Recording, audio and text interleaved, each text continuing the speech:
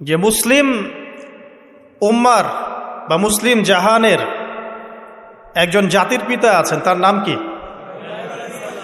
মাশাআল্লাহ, ইব্রাহিম আলাইহিস সালাম। ইব্রাহিম আলাইহিস সালামের দুইজন সন্তান, একজন ইসমাইল আলাইহিস সালাম, আরেকজন ইসহাক আলাইহিস সালাম। আলোচনা একটু মন দিয়ে শুনতে হবে, কোনো অংশ যদি মিস করে ফেলেন তাহলে হয়তো বুঝতে পারবেন না পরের অংশটা। আবুল আম্বিয়া ওয়াল মুরসালিন, অর্থাৎ নবীগণের পিতা ইব্রাহিম আলাইহিস সালামের দুইজন সন্তান, একজন সন্তানের নাম ইসমাইল আলাইহিস সালাম, আরেকজনের নাম ইসহাক আলাইহিস সালাম। ইসমাইল আলাইহিস সালাম জন্ম নিয়েছেন হাজেরা আলাইহিস সালামের গর্ভে, আর হাজেরা আলাইহিস সালামকে রেখে আসা হয়েছে কোথায়? মক্কায়।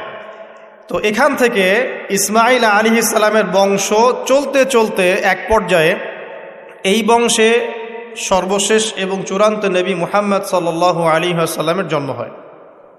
ঠিক আছে, তাহলে আমরা হচ্ছি বনু ইসমাইল। ইসমাইল আলাইহিস সালামের বংশের পুরো সিলসিলায় একজন নবী পাওয়া যায়, তিনি হচ্ছেন আমাদের নবী মুহাম্মদ রাসূলুল্লাহ সাল্লাল্লাহু আলাইহি ওয়াসাল্লাম।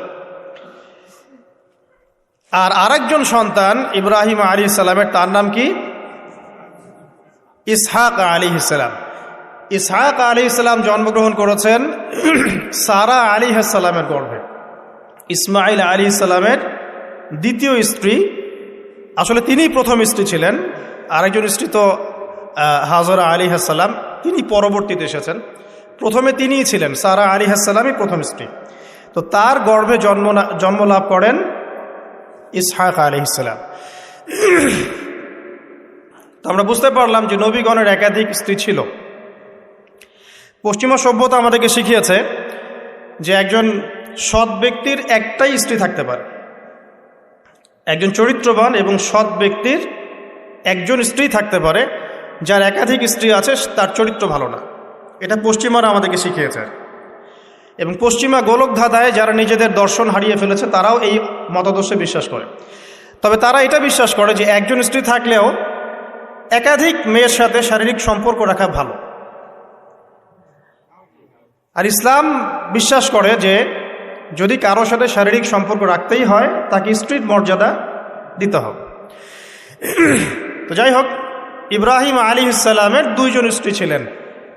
সারা আলাইহিস সালামের গর্ভে ইসহাক আলাইহিস সালাম জন্মলাভ করেন, এবং সেটা অনেক দেরিতে, অনেক বয়স হওয়ার পরে, বার্ধক্যে উপনীত হওয়ার পরে। তো ইসহাক আলাইহিস সালামের ছেলের নাম হচ্ছে ইয়াকুব আলাইহিস সালাম, তারা থাকতেন শামে। আর ইসমাইল আলাইহিস সালাম তারা থাকতেন মক্কায়। দুইটা জায়গা আপনি চিনতে পারছেন, আরেকটা হচ্ছে মক্কা। মক্কা ইসমাইল আলাইহিস সালাম, যার সিলসিলায় মুহাম্মদ সাল্লাল্লাহু আলাইহি ওয়াসাল্লাম, আমরা যার উম্মত।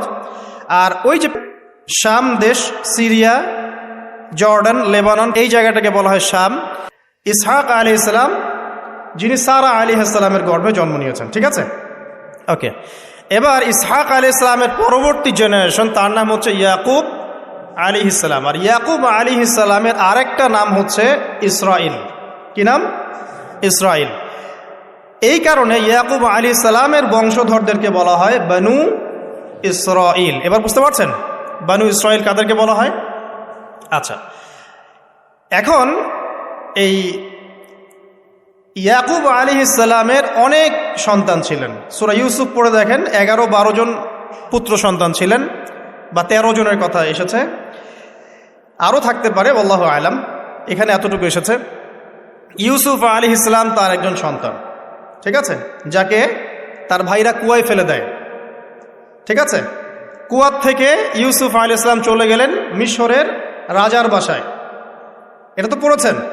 আচ্ছা, আমি কিন্তু ডিটেলস বলতে পারবো না খুতবায়, শুধু লাইনগুলো টাচ করছি। কুয়া থেকে চলে গেলেন, ভাইদের ষড়যন্ত্রে কুয়ায় তিনি পড়লেন, তাকদিরের এভাবেই তাকদির লেখা ছিল। তারপরে সেখান থেকে মিশরের রাজার বাসায়, ঠিক আছে, সেখান থেকে সেই যে রাজার স্ত্রী তাকে আহ্বান করলো, তিনি বললেন যে মাআয আল্লাহ, আমি আল্লাহকে ভয় করি। এরপর সেখান থেকে জেলখানায় বিনা অপরাধে তিনি 12 বছর জেল খাটলেন। আর সেখান থেকে তিনি বের হয়ে আবার যখন আসলেন তখন মিশরের কি প্রায় খাদ্যমন্ত্রী বলা যায়, মিশরের বড় একটা পলিটিক্যাল পদ আল্লাহ পাক তাকে দিলেন। ঠিক আছে, তাহলে মিশরে কিভাবে বনু ইসরাইল আসলো? ইউসুফ আলাইহিস সালামের মাধ্যমে। ঠিক আছে, ইউসুফ আলাইহিস সালামের মাধ্যমে মিশরে বনু ইসরাইলের আগমন হলো। এর আগ পর্যন্ত বনু ইসরাইল থাকতো ওই যে প্যালেস্টাইনে। এখন ইউসুফ আলাইহিস সালামের শাসনামল যতদিন ছিল ততদিন পর্যন্ত বনু ইসরাইল মিশরে খুব ভালোভাবেই জীবনযাপন করত। কিন্তু যখন তার যুগটা চলে গেল তখন সেখানে ফেরাউনদের যুগ আসলো। কাদের যুগ? ফেরাউনদের যুগ। আর ফেরাউন শব্দের অর্থ হচ্ছে এটা একটা রাষ্ট্রীয় পদ, যেমন প্রেসিডেন্ট, প্রাইম মিনিস্টার এমন পদ আছে। ফেরো বা ফেরাউন এটা হচ্ছে একটা রাষ্ট্রীয় পদের নাম। তো ফেরাউনের আসল নাম হচ্ছে রেমেসিস। কি নাম? রেমেসিস। রেমেসিস 1, রেমেসিস 2 এরকম করে নাম থাকে আর কি।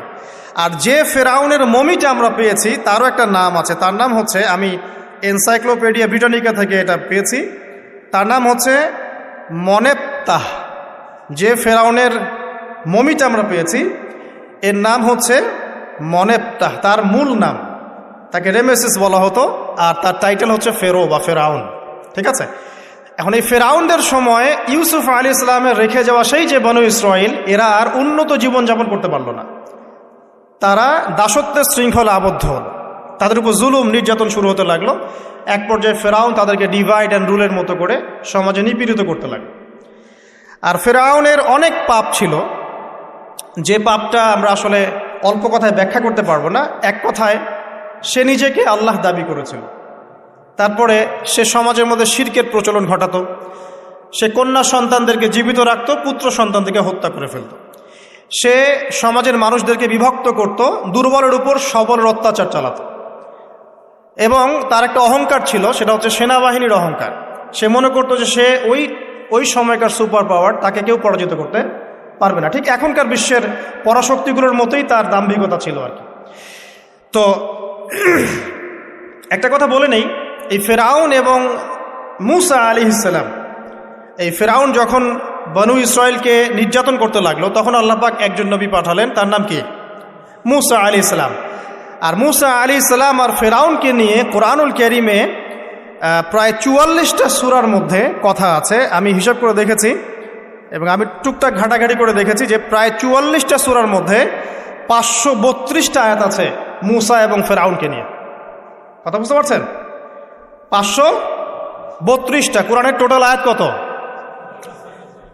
একদম ভুল উত্তর, 6236। 6000 কত?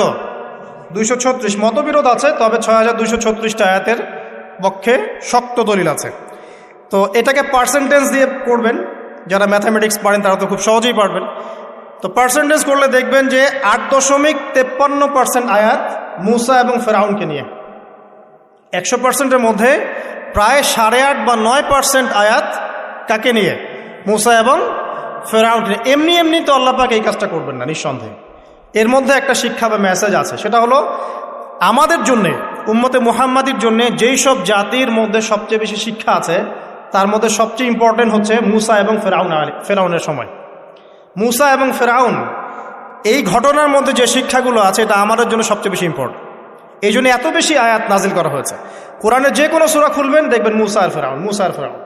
কী কারণ? এমনি এমনি নিঃসন্দেহে শেষ জামানে আমরা যারা বাস করব তাদের জন্যে এই ঘটনার মধ্যে বিশাল কিছু শিক্ষা আছে। শিক্ষাগুলো আমরা ইনশাআল্লাহ আজকে জানব। তো এখন মূসা আলাইহিস সালাম এই ফেরাউনের যুগে জন্ম লাভ করলেন। তবে ফেরাউনকে জ্যোতিষীরা বলেছিল আগেই যে ওই সামদেশ থেকে একটা আগুন আসছে যে তোমার সিংহাসনকে পুড়িয়ে ফেলবে। এর ফলশ্রুতিতে ফেরাউন যেটা করলো, সমস্ত পুত্র সন্তান যারা হতো এদেরকে তারা জবাই করে হত্যা করত। তো যখন জনগণ বলল যে কাজটা খুব খারাপ, প্রতিবাদ শুরু হলো, তখন 1 বছর গ্যাপ দেওয়া শুরু করলো। 1 বছর মারবে আর 1 বছর রাখবে, আরেক বছর মারবে আর 1 বছর রাখবে। যেই বছর মারলো না সেই বছর জন্ম লাভ করলো মূসা আলাইহিস সালামের ভাই হারুন আলাইহিস সালাম। ঠিক আছে, উনিও কিন্তু নবী ছিলেন। আচ্ছা, আর যে বছর মারার কথা সেই বছর জন্ম লাভ করলেন মূসা আলাইহিস সালাম। এখন আমি খুব শর্ট করে বলছি, অনেক ডিটেলস বলতে গেলে 3টা বেজে যাবে, আজকে আসরও হতে পারে। তো এখন যে বছর মারার কথা সেই বছর জন্মলাভ করলেন মূসা আলাইহিস সালাম। এখন মূসা আলাইহিস সালামের মা কিন্তু তখন খুব শঙ্কিত, ফেরাউন তার সন্তানকে হত্যা করবে। আল্লাহ রাব্বুল আলামিন কোরআনের মধ্যে বলেছেন সূরা কাসাসের মধ্যে, কোন সূরা? সূরা কাসাস। আমি দুইটা সূরার নাম বলছি, আজকে বাসায় গিয়ে পড়বেন। এই দুইটা সূরার মধ্যে সবচেয়ে বেশি হিস্ট্রি আছে মূসা এবং ফেরাউন এই বিষয়টার উপরে। একটা সূরার নাম হচ্ছে সূরা তাহা, এখানে সুন্দর করে ধারাবাহিকভাবে গল্পটা দেওয়া আছে। আরেকটা সূরা হচ্ছে সূরা কাসাস, এই দুটা পড়বেন অর্থসহ। তো মূসা আলাইহিস সালামের মায়ের হৃদয়টা খুব শঙ্কিত ছিল যে তার সন্তানকে হত্যা করে ফেলা হবে। আল্লাহ রাব্বুল আলামিন বলছেন যে আমি তার কলবে ইলহাম করলাম। সুবহানাল্লাহ, আল্লাহ পাক তার মায়ের কলবের মধ্যে ইলহাম, মানে কি? ইলহাম হচ্ছে আল্লাহর পক্ষ থেকে প্রত্যাদেশ না, ওহী না, কিন্তু একটা বুঝ বা একটা নূর, একটা তাজাল্লি, একটা বসিরা ঢেলে দেওয়া। এটা কিন্তু নবুয়ত না, একটা কাজের চেতনা বা দৃঢ়তা আল্লাহর পক্ষ থেকে ঢেলে দেয়া। ঠিক আছে? তো তার মায়ের কলবের মধ্যে আল্লাহ রাব্বুল আলামিন ইলহাম করলেন যে তুমি তোমার সন্তানটাকে সিন্দুকের মধ্যে ভরে ভাসিয়ে দাও নীল নদে। এখন তার মায়ের কলব, তার মায়ের হৃদয় ছটফট করতে লাগলো, কারণ কোনো মাই তো চাইবে না তার সন্তানকে এভাবে ভাসিয়ে দিতে। আল্লাহ পাক বলছেন যদি না আমি তার হৃদয়টাকে শক্ত করতাম তাহলে সে বিচলিত হয়ে পড়ত। আল্লাহ পাক তার হৃদয়টাকে শক্ত করলেন, সে বিচলিত হলো না, সন্তানকে ভাসিয়ে দিল। এবার সন্তান ভাসতে ভাসতে ভাসতে কোথায় যাচ্ছে? যেখানে ফেরাউনের স্ত্রী গোসল করছে। কথা কি বুঝতে পারছেন? খুব চমৎকার হিস্ট্রি কিন্তু গল্পটা। এবং গল্প মানে এখানে আসলে গাল গল্প না, এগুলো সত্য ঘটনা। এক একটা বর্ণ তেমন সত্য যেমন সূর্য পূর্ব দিক থেকে ওঠে এবং পশ্চিমে ডোবে, এটা যেমন সত্য, এর এক একটা বর্ণ সত্য, এগুলো কোনো গাল গল্প নয়। এবার ফেরাউনের স্ত্রী আসিয়া সে সিন্দুক পেয়েছে। মূসা আলাইহিস সালামকে আল্লাহ পাক বলছেন যে আমি মূসা আলাইহিস সালামের চেহারার মধ্যে মোহাব্বত বা ভালোবাসা ঢেলে দিয়েছিলাম। তার চেহারা যেই দেখতো তাকে ভালোবাসত, বুঝছেন? ভালোবাসা ঢেলে দিয়েছে। এবার ফেরাউনের স্ত্রী আসিয়া, এখানে আসিয়া নন, অন্য একজন স্ত্রী হয়তো, তিনি বলছেন যে ফেরাউনকে বলছে যে একে আমরা আমাদের কাছে রেখে দিই, হয়তোবা সে আমাদের উপকারে আসবে, অথবা তাকে আমরা সন্তান হিসেবে গ্রহণ করতে পারি। লা তাকতুলুহ, তাকে হত্যা করো না। আসা আন ইয়ানফা'না আও নাত্তাখিযাহু ওয়ালাদা, এরকম করে আল্লাহ পাক বলেছেন কোরআনে। তো ফেরাউন তার স্ত্রী কথা শুনল এবং তাকে না হত্যা করে রেখে দিল। আর আল্লাহ রাব্বুল আলামিনের কি কৌশল! ওয়া মাকারু ওয়া মাকারাল্লাহ, যেই মূসাকে হত্যা করার জন্য বছরের পর বছর হাজার হাজার শিশুকে হত্যা করা হয়েছে, সংখ্যাটা লাখ লাখও হতে পারে, সেই মূসা আলাইহিস সালামকে আল্লাহ পাক ফেরাউনের ঘরেই লালন পালন করতে লাগলেন। চিন্তা করলেন? এবার মূসা আলাইহিস সালাম যখন যুবক হলেন, আমি সংক্ষিপ্ত করছি, যখন যুবক হলেন তখন একদিন দেখলেন যে রাস্তায় দুজন ব্যক্তি ঝগড়া করছে। সূরা কসসের মধ্যে আছে, ফাইটিং, স্ট্রিট ফাইট। তো একজন ব্যক্তি হচ্ছেন বনু ইসরাইলের, আরেকজন হচ্ছে ফেরাউনের সেনাবাহিনীর। এখন মূসা আলাইহিস সালাম কার পক্ষ নেবেন? তিনি বনু ইসরাইলের পক্ষ নিলেন। তিনি গিয়ে তাকে বাঁচানোর চেষ্টা করলেন এবং শুধু একটা ঘুষি দিয়েছেন, ফাওয়াকাযাহু, একটা ঘুষি, ফাকাদা আলাইহি, এবং এই একটা ঘুষিতেই সেই ব্যক্তি ডেড। এটা কোরআনে আছে, সূরা কসসে। তার মানে কোরআন দলিল দিচ্ছে যে মানুষের বডিতে এমন এমন পার্টস আছে, এমন এমন জায়গা আছে যেখানে একটা ঘুষি মারলেও মানুষ মারা যেতে পারে। কি বুঝলেন? যারা মার্শাল আর্ট শিখেছেন বা শিখছেন তারা এটা আরও ভালো বুঝবেন। মানুষের এই বডিতে এমন অনেকগুলো জায়গা আছে, 7টা বা 8টা বা 10টার মতো, যেখানে একটা ঘুষি দিলেও মানুষ মরতে পারে। সো ভালো কিছু শিখেন, শিখলে ঠিক আছে। টিকটক প্রজন্ম না হয়ে আর এই মোবাইলে লুডো না খেলে ভালো কিছু শেখেন, ইনশাআল্লাহ কাজে দিবে। আত্মরক্ষা শেখা খারাপ? আচ্ছা, তো তবে দাড়ি টুপি নিয়ে শিখতে যান না, সমস্যায় পড়তে পারেন। তো এখন একটা ঘুষিতে সে ব্যক্তি মারা গেল। তারপরের দিন আবার দেখা গেল যে ওই ব্যক্তি যাকে তিনি বাঁচিয়েছেন সেই ব্যক্তি আর আরেকজন সেনাবাহিনীর সদস্য আবার মারামারি করছে। এবার মূসা আলাইহিস সালাম বললেন যে তুমি তো একটা বোকা মানুষ। এবার সে আবার চড়াও হতে শুরু করলো মূসা আলাইহিস সালাম, কিন্তু এবার একজন ব্যক্তি এসে তাকে বললেন যে গতকাল তুমি কিন্তু একজনকে হত্যা করেছো এক ঘুষিতে, আজকে আবার তুমি এই কাজ করতে যাচ্ছ, তুমি তো এখানে স্বৈরাচারের মতো আচরণ করছো।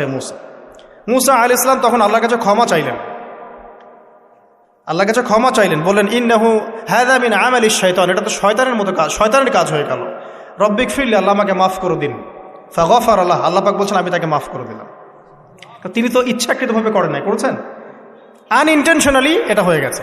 কিন্তু এখন ফেরাউন মুসা আলাইহিস সালামকে ধাওয়া করতে শুরু করলো, কারণ ফেরাউনের দৃষ্টিতে মুসা আলাইহিস সালাম একটা মার্ডার করেছেন তার দৃষ্টিতে, কিন্তু মুসা আলাইহিস সালাম তো আর এটা করেন নাই, ইচ্ছা করে এটা হয়নি, অ্যাক্সিডেন্টলি হয়ে গেছে।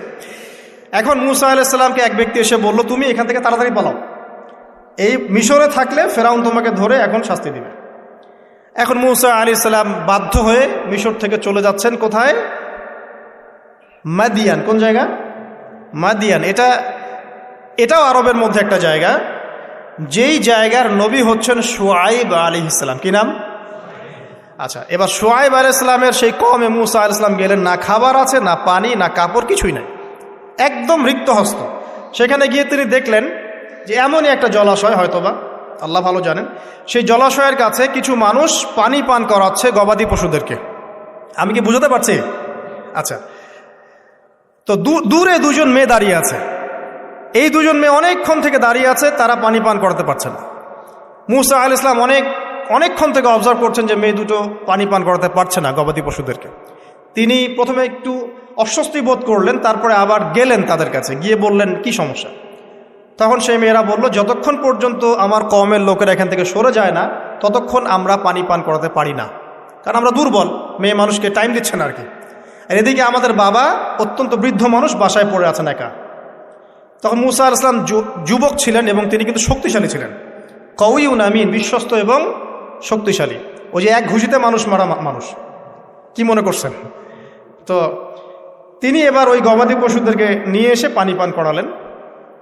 পানি পান করিয়ে তিনি একটা গাছের ছায়ায় গিয়ে বসলেন। এই প্রত্যেকটা কথা কিন্তু কোরআনে আছে, প্রতিটা কথাই। সূরা কসস পড়েন, সূরা তাহা পড়েন।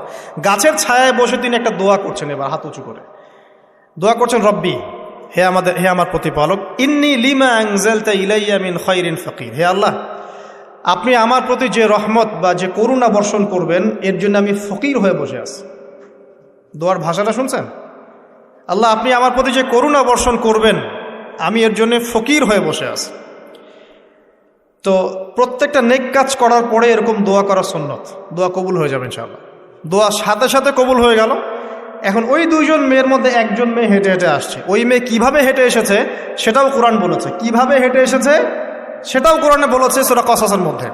সূরা কসসে আল্লাহ পাক বলছেন ওই দুইজন মেয়ের মধ্যে একজন হেঁটে হেঁটে আসলো লাজুক পায়ে। কেমন পায়ে? লাজুক পায়ে। যেই চলাফেরা আপনি এখনকার মেয়েদের মধ্যে দেখতে পারবেন না। এখনকার মেয়েদের হাঁটার মধ্যে লজ্জা আছে, লজ্জাশীলতার সাথে লাজুক ভঙ্গিতে সেই মেয়ে হেঁটে হেঁটে আসলো। আল্লাহ পাক সেই কথাটাও কোরআনে বলেছেন। এখনকার যে পশ্চিমা সংস্কৃতির অনুকরণ করে যে মেয়েরা, এদের মধ্যে আপনি এই ভাবটা পাবেন। তাদের হাঁটা দেখলে আপনি মনে হবে লজ্জা আছে ভিতরে কোনো। এই বিষয়টা নিয়ে খুব ভাবছিলাম। দেখেন সূরা আরাফের মধ্যে আল্লাহ পাক বলেছেন যে শয়তান তোমাদের পিতা এবং মাতাকে জান্নাত থেকে বের করে দিয়েছে, তোমরা শয়তান সম্পর্কে সতর্ক থেকো। যখন জান্নাত থেকে বের হয়ে যাবেন তার আগে যখন তারা ওই যে গাছের কাছে গিয়েছেন, সর্বপ্রথম যে ঘটনা ঘটেছে সেটা হলো গায়ের কাপড় খুলে গেছে। আমি কথা বুঝতে পারছেন না? ওই ফলের কাছে যাওয়ার পর সর্বপ্রথম যে ঘটনা ঘটেছে জান্নাতে, নিজেদের গায়ের কাপড় খুলে গিয়েছিল। এরপরে গাছের ছাল এবং গাছের যে বড় বড় পাতা জান্নাতের, এগুলো দিয়ে তারা লজ্জাস্থান ঢাকা শুরু করেছিলেন। এটাও কোরআনে আছে। এখন আল্লাহ পাক যখন নামিয়ে দিচ্ছেন দুনিয়াতে, আদম সন্তানদেরকে আল্লাহ পাক বলছেন যে তোমরা শয়তান সম্পর্কে সতর্ক থেকো, শয়তান কিন্তু তোমাদের পিতা মাতার কাপড় খুলে নিয়েছিল। কথা বুঝতে পারছেন? এখন খেয়াল করে দেখেন যে কাপড় খুলে নেওয়া দরকার হচ্ছে না, মানুষ অটোমেটিক কাপড় খুলে দিচ্ছে।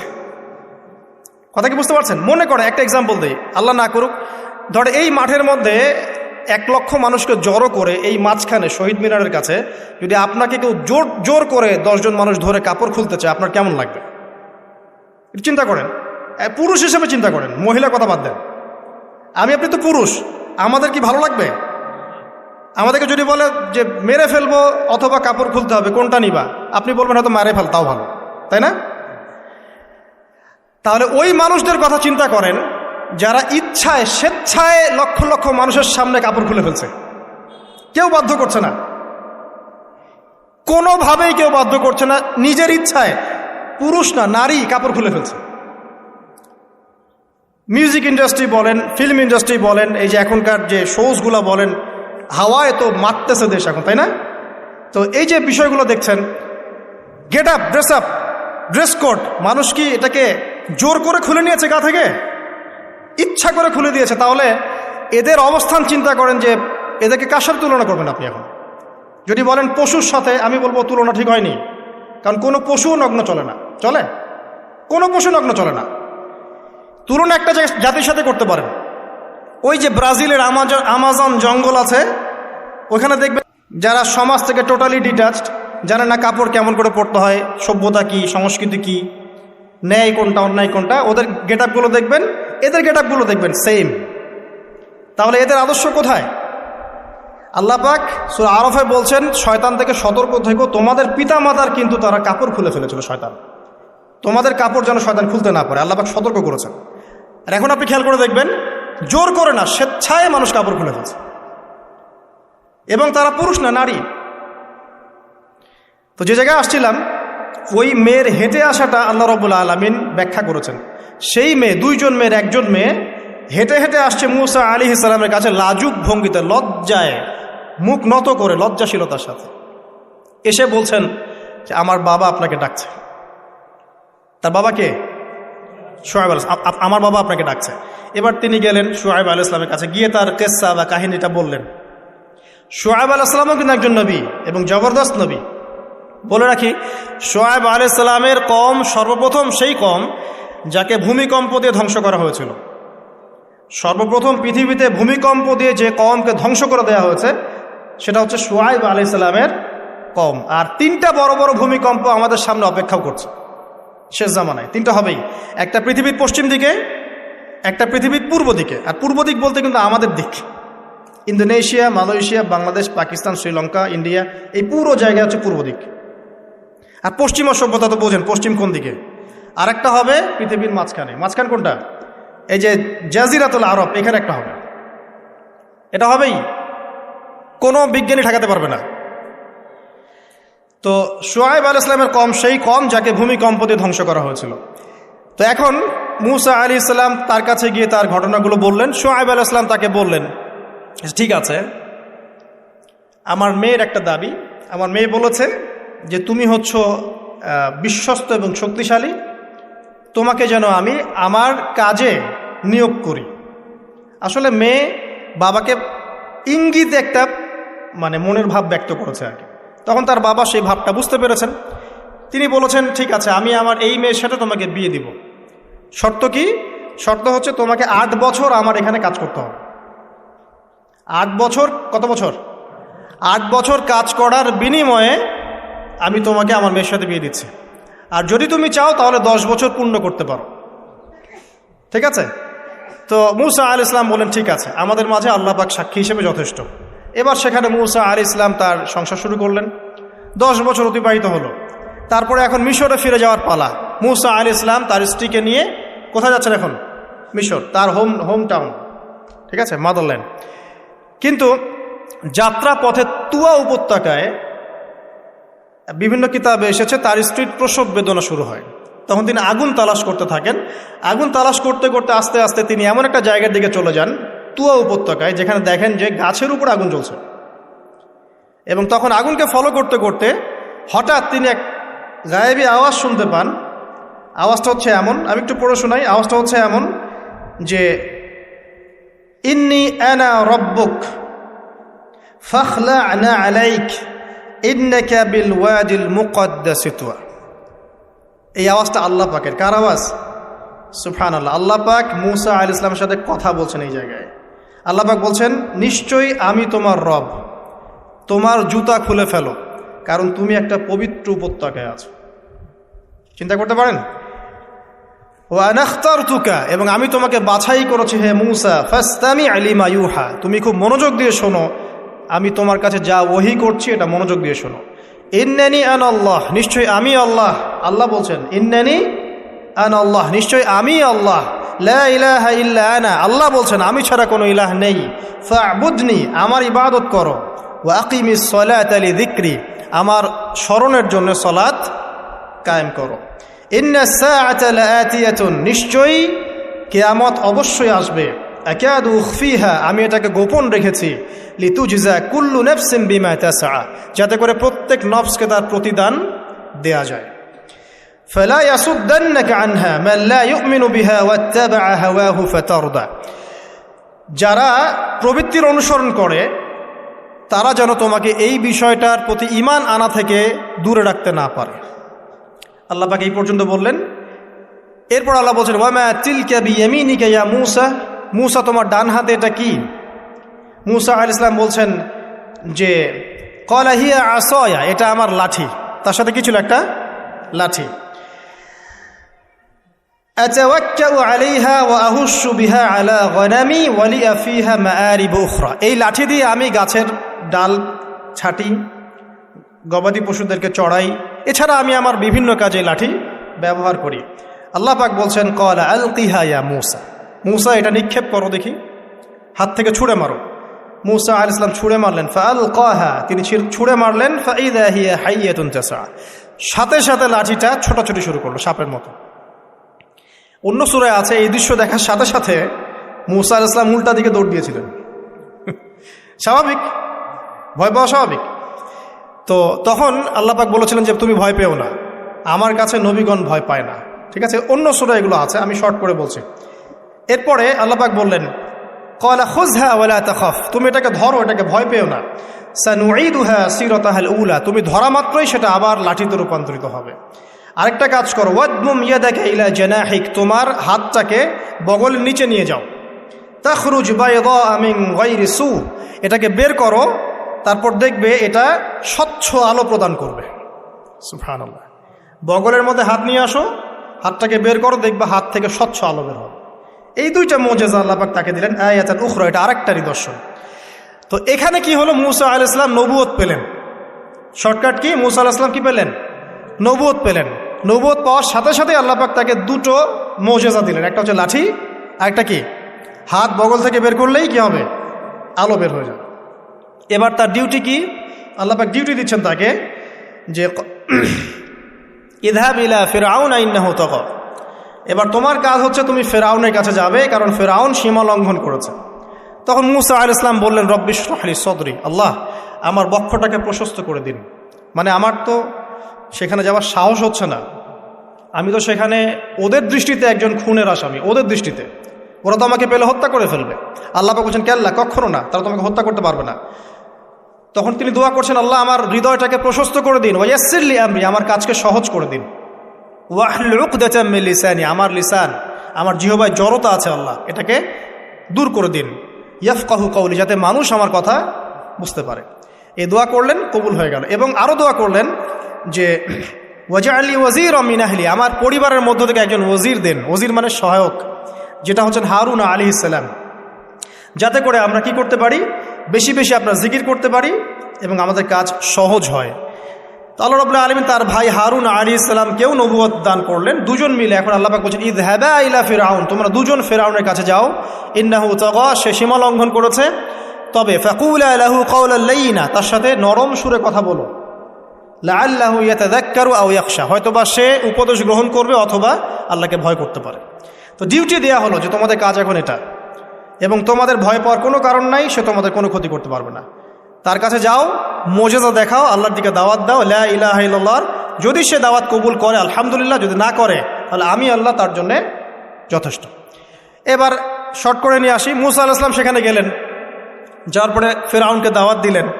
তো ফিরআউন বলছে ক্বালা ওয়া রব্বুকুমা ইয়া মূসা, কোন রবের কথা বলছো? তো মূসা আলাইহিস সালাম ব্যাখ্যা করলেন আমি সেই রবের কথা বলছি যে রব আসমান সৃষ্টি করেছেন, জমিন সৃষ্টি করেছেন, যেভাবে তাওহীদের দাওয়াত দিতে হয় সব দিলেন। এরপরেও ফেরাউন সেটা গ্রহণ করলো না। তখন মূসা আলাইহিস সালাম বললেন যদি আমি তোমাকে কোনো বড় নিদর্শন দেখাই তারপরেও কি বিশ্বাস করবে না? তখন ফেরাউন বলল যে দেখাও দেখি। তখন তিনি লাঠি ছুঁড়ে মারলেন, সাপ হয়ে গেল। এই দৃশ্য থেকে ফেরাউনের পরিবারের সবাই ভয় পেয়েছিল। কিন্তু পলিটিক্যাল স্বার্থে ফেরাউন বলেছিল যে সে একজন বড় জাদুকর, জনগণকে তো বোঝাতে হবে কিছু, নিজে ভয় পেলেও জনগণকে তো কিছু বোঝাতে হবে। সে জনগণকে বলছে আসলে সে একজন বড় জাদুকর, সে চাচ্ছে তোমাদের ন্যাশনের মধ্যে ফাটল সৃষ্টি করতে। তো এখন কি করা যাবে? পরামর্শ করা হলো, তার কাছের কিছু মানুষ থাকে না, তার মন্ত্রী পরিষদ যারা শয়তানিতে পিএইচডি করেছিল আর কি, তার ওকে পরামর্শ দিল যে একটা কাজ করা যাক, একটা বড় ময়দানে যাওয়া যাক, সেখানে আমরা বড় বড় জাদুকরদেরকে ডাকবো, এখানে একটা জাদুর ব্যাটল হবে, মোনাজারা হবে জাদুর। সব বড় বড় জাদুকরকে ডাকা হলো মিশরের। এবং বলে রাখি যে জাদুবিদ্যা কিন্তু সত্য, সুলাইমান আলাইহিস সালামের সময় থেকে এটা চলে আসছে। হারুত এবং মারুত ফেরেশতাকে কিন্তু এর মধ্য দিয়ে পরীক্ষা করা হচ্ছে মানব জাতিকে। যাই হোক, তো জাদু থেকে বাঁচার জন্য কোরআন এবং সুন্নাহর যে দোয়া কালামগুলো আছে এগুলো নিয়মিত পড়বেন ইনশাআল্লাহ। আল্লাহ পাক আমাদেরকে হেফাজত করুন, আমিন। তো আমি শর্ট করছি। তো এবার জাদুকররা একদিকে, মূসা আলাইহিস সালাম একদিকে। তো মূসা আলাইহিস সালামকে তারা বলছে তুমি আগে ছুঁড়ে মারবেন, আমরা ছুঁড়ে মারবো। মূসা আলাইহিস সালাম বলছে বাল আলকু, তোমরা ছুঁড়ে মারো। তখন তারা যখন তাদের লাঠিগুলো ছুঁড়ে মারলো, এগুলো সাপ হয়ে গেল। এটা কি চোখের ভেলকিবাজি ছিল? আল্লাহ পাক এই জাদুটাকে বলেছেন কোরআনে সিহরুন আযীম, বড় একটা জাদু করেছিল তারা। মানে তারা জাদুবিদ্যায় খুব পারদর্শী ছিল। এখন যেমন সায়েন্সের যুগ, তখন কিন্তু জাদুবিদ্যার যুগ ছিল, ঠিক আছে? তো মূসা আলাইহিস সালাম তারপর কিছুটা ভয় পেয়ে গেলেন। আল্লাহ পাক বলেন তুমি ভয় পেও না, বরং তোমার লাঠি ছুঁড়ে মারো, ইন্নাকা আনতাল আ'লা, তুমি বিজয়ী হবে ইনশাআল্লাহ তাআলা। এরপর মূসা আলাইহিস সালাম লাঠি ছুঁড়ে মারার সাথে সাথেই তার লাঠিটা যে সাপে রূপান্তরিত হলো, এই সাপটা বাকি সব সাপকে খেয়ে ফেললো। এই দৃশ্য দেখার সাথে সাথেই ওই জাদুকর যারা ছিল, সবচেয়ে বড় বড় জাদুকর একটা সমাজে, সবচেয়ে বড় বড় জাদুকর সাথে সাথে মুসলিম হয়ে গেল। বললো যে ক্বাল আমান্না বিরব্বি হারুন ওয়া মূসা, আমরা মূসা এবং হারুনের রবের প্রতি ঈমান নিয়ে আসলাম। তখন ফিরআউন বলল যে ও আচ্ছা, তাহলে ইন্নাহু কাবীরুকুম আল্লামাকুমুস সিহর, তাহলে মূসাই হচ্ছে তোমাদের লিডার, যে তোমাদেরকে জাদু শিখিয়েছে। তাহলে পলিটিক্যাল লোকজনের কথাগুলো এরকমই হয়, সত্য কখনো স্বীকার করতে যাবে। তো যে তাহলে মূসাই মনে হয় তোমাদের চেয়ে বড় জাদুকর, তাহলে তোমাদের শাস্তি দিব এবার আমরা। কি শাস্তি? ওই যে শুলদণ্ড দিয়ে ডান দিকের হাত বাম দিকের পা কেটে ফেললো। চিন্তা করতে পারেন, একদিকের হাত একদিকের পা কেটে শুলদণ্ড দিয়ে ঝুলিয়ে রাখলো। তখন এই জাদুকররা এমন একটা কথা বলেছে যেটা পড়লে আমরা চোখ দিয়ে পানি পড়ে যায়। এই জাদুকররা বলেছিল যে তোমার যা ইচ্ছা তুমি তা করো, ফাকদি মা আনতা ক, তোমার যা মনে চায় তাই করো। কথাটা শুনছেন? ফাকদি মা আনতা ক, তোমার যা মনে চায় তাই করো। কিন্তু আমরা ইন্না আমান্না বিরব্বি হারুন ওয়া মূসা, আমরা মূসা এবং হারুনের রবের প্রতি ঈমান এনেছি। আশা করা যায় যে আমরা এই ঈমান আনার ফলে সারা জীবন জাদুবিদ্যা চর্চা করে যে পাপ করেছি, আল্লাহ পাক সব পাপ মাফ করে দিবেন ইনশাআল্লাহ। দেখেন, একটা সেজদা না করেও তারা জান্নাতে চলে গেল। দেখলেন, তারা কিন্তু নামাজ পড়তে পারে নাই, সুযোগ হয়নি, রোজা রাখতে পারে নাই, জাকাত দিতে পারে নাই, শুধু খালেস ঈমান যে না আল্লাহকে চিনেছি, আল্লাহ ছাড়া কোনো ইলাহ নাই, আল্লাহ ছাড়া কাউকে পরোয়া করি না, আল্লাহই সব কিছু। তারপরে তাদেরকে ফাঁসি দেওয়া হলো, হাত পা কেটে ফেলা হলো, জান্নাত। এই ঘটনাটা পড়বে তহার মধ্যে আছে। যাই হোক, এখন এভাবে যখন মূসা আলাইহিস সালামকে পরাজিত করতে পারলো না, মূসা আলাইহিস সালাম তাদেরকে সময় দিলেন, তওবা করে ফিরে আসো, আল্লাহ পাক মাফ করে দিবেন। কিন্তু ফেরাউন এবং তার দলবল এগুলো সহ্য করলো না, বরং ফেরাউন টিটকারি করছিল, এই হামান তুমি আছো? হামান বলছে হ্যাঁ আছি, আমার জন্য একটা বড় প্রাসাদ নির্মাণ করো, ইট পোড়াও, আমার জন্য উঁচু প্রাসাদ তৈরি করো, যাতে আমি উকি মেরে দেখতে পারি মূসার রব কোথায় আছে। কথা বুঝতে পারছেন? আমার কাছে মনে হয় হয়তোবা, আল্লাহু আ'লাম, হয়তোবা এই আয়াতটা মিশরের পিরামিডের দিকে ইঙ্গিত করছে, হয়তোবা, আমি জানি না সঠিক, আমি মানে 100% নিশ্চিতভাবে বলতে পারবো না, কিন্তু আমার কাছে মনে হয় হয়তোবা এটা সেই সময়কারই ঘটনা যে হামান ইট পুরাতে থাকো, ইট এবং পাথর পোড়াও, উঁচু উঁচু উঁচু একদম সর্বোচ্চ কিছু তৈরি করো, প্রাসাদ তৈরি করো, যাতে করে আমি তার উপরে উঠে মূসার ইলাহকে দেখতে পারি। এটা কার কথা ছিল? ফেরাউনের। এটা করাও হয়েছে। এরপরে 9টা আযাব আল্লাহ পাক দিয়েছেন। কয়টা? 9টা। একবার সতর্ক করা হয়, যদি না শোনে আল্লাহ পাক আযাব দিলেন রক্তের, সমস্ত পানি রক্ত হয়ে গেল। এবার ফেরাউন এবং তার লোকজন এসে বলে আমরা তওবা করব, মূসা তুমি দোয়া করো আল্লাহর কাছে, আল্লাহ যেন সরিয়ে দেয়। মুসা আলাইহিস সালাম দোয়া করেন, আযাব সরে যায়, তারা আবার নাফরমানি শুরু করে। কথা বুঝতে পারছেন? তারপরে আযাব আসলো ব্যাঙের, সবখানে ব্যাঙ দিয়ে ভর্তি। তারপরে আবার তওবা করার প্রত্যয় ব্যক্ত করলো, তওবা করলো না, আবার আযাব। এরপরে আযাব উকুনের, কিসের? উকুন। এভাবে একটা একটা করে আসতে থাকলো। এবার প্লেগ, তারপর ফড়িং।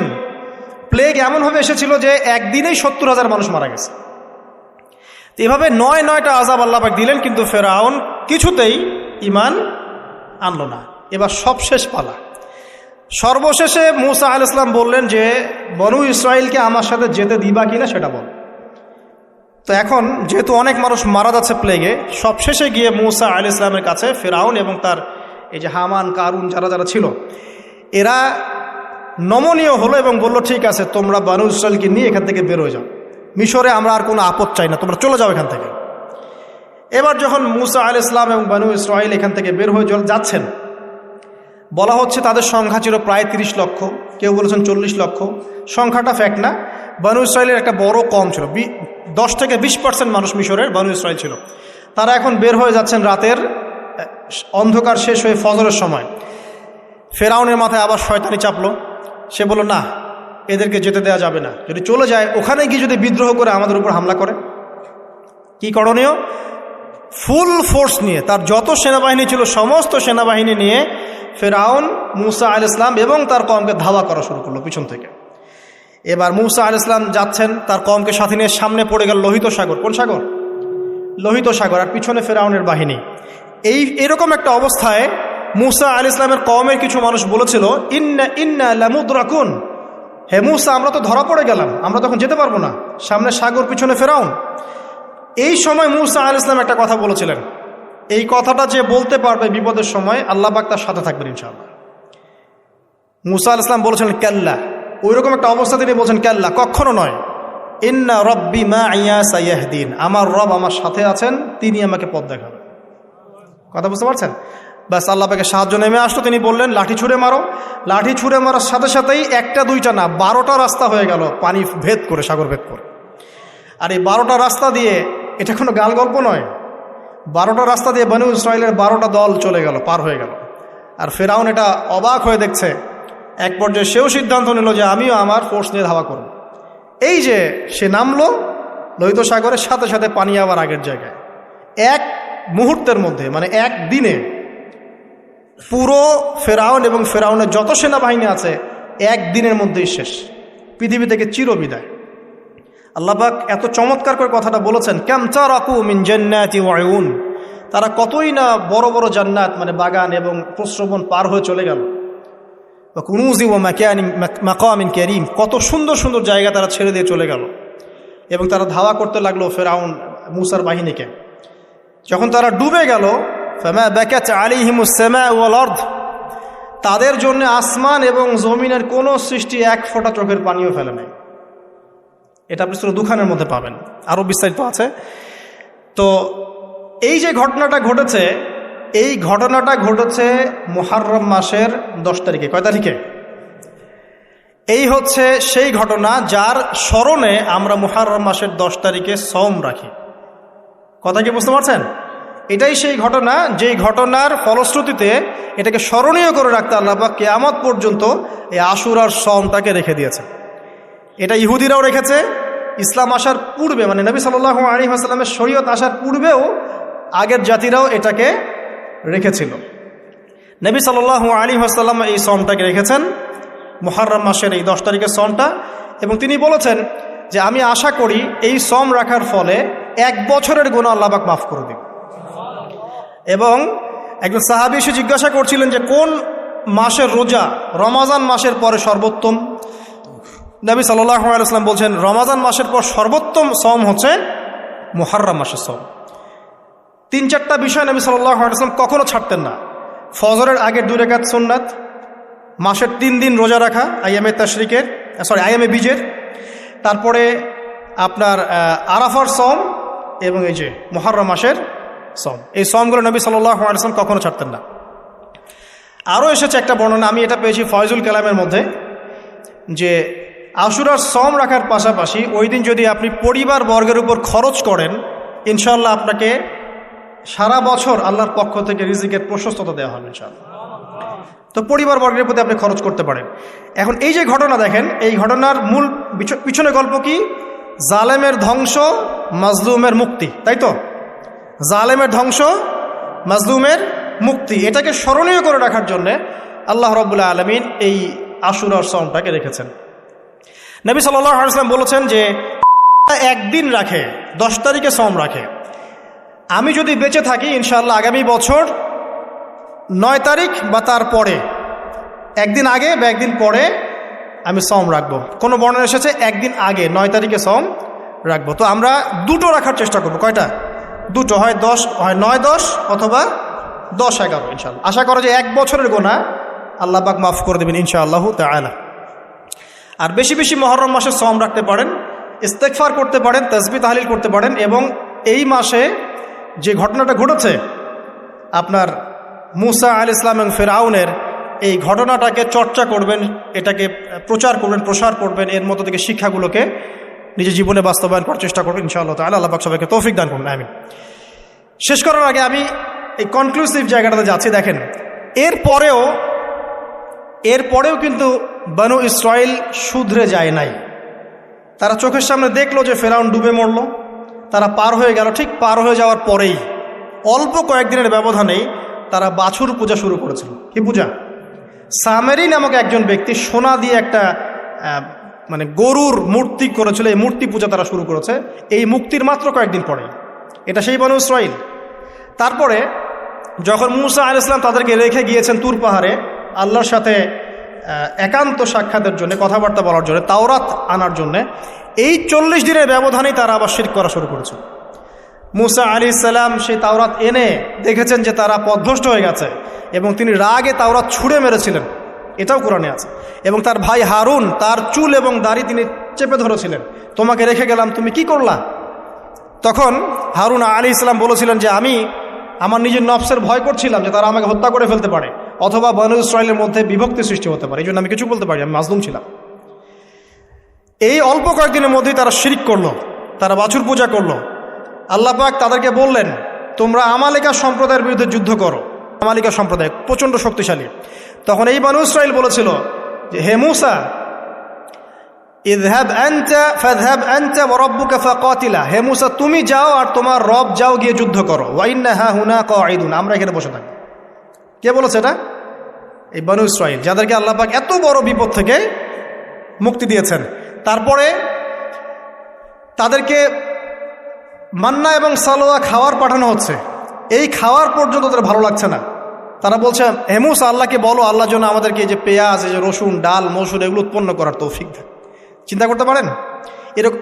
এরপরে তারা আবার বললো একদল মানুষ বনু ইসরাইলের, আল্লাহকে সামনে এনে হাজির করে দাও, না হলে বিশ্বাস করবো না। তারপর এরকম 70 জন মানুষকে বাছাই করে মুসা আলাইহিস সালাম নিয়ে গেলেন তুর পাহাড়ে। আল্লাহ পাক ওদেরকে মৃত্যু দিয়েছেন, আবার জীবিত করেছেন। মানে এরপরে তারা এত বেশি সীমালঙ্ঘন করা শুরু করলো যে তারপর তারা আবার অধঃপতনের অতল তলে চলে গেল। কথা বুঝতে পারছেন? 40 বছর পর্যন্ত তিহ নামক জায়গায় খালি ঘুরতেই ছিল। সকালবেলা যাত্রা শুরু করে, সন্ধ্যায় থেকে আবার সে জায়গায় ফিরে আসছে। এভাবে 40 বছর। কতদিন? 40 বছর। তারপর মুসা আলাইহিস সালাম ইন্তেকাল করলেন, এবং মুসা আলাইহিস সালামের কবর আমাদের নবী সাল্লাল্লাহু আলাইহি ওয়াসাল্লাম দেখিয়ে দিয়েছেন যে ওই যে লাল ডিবি দেখা যায়, ওই লাল ডিবির উপরে মুসা আলাইহিস সালামের কবর আছে। মুসা আলাইহিস সালামের পরে ওই যে অমীমাংসিত যুদ্ধ আমালিকা সম্প্রদায়ের সাথে, এটার বাস্তবায়ন করেছেন পরবর্তীতে ইউশা বিন নুন নামে একজন নবী। কি নাম? ইউশা বিন নুন। তার নেতৃত্বে তালুত নামক সেনাপতি এই যুদ্ধের নেতৃত্ব দেন, এবং ওদের দলের মধ্যে ছিল বড় যোদ্ধা, তার নাম জালুত। এটা সূরা বাকারার মধ্যে পাবেন।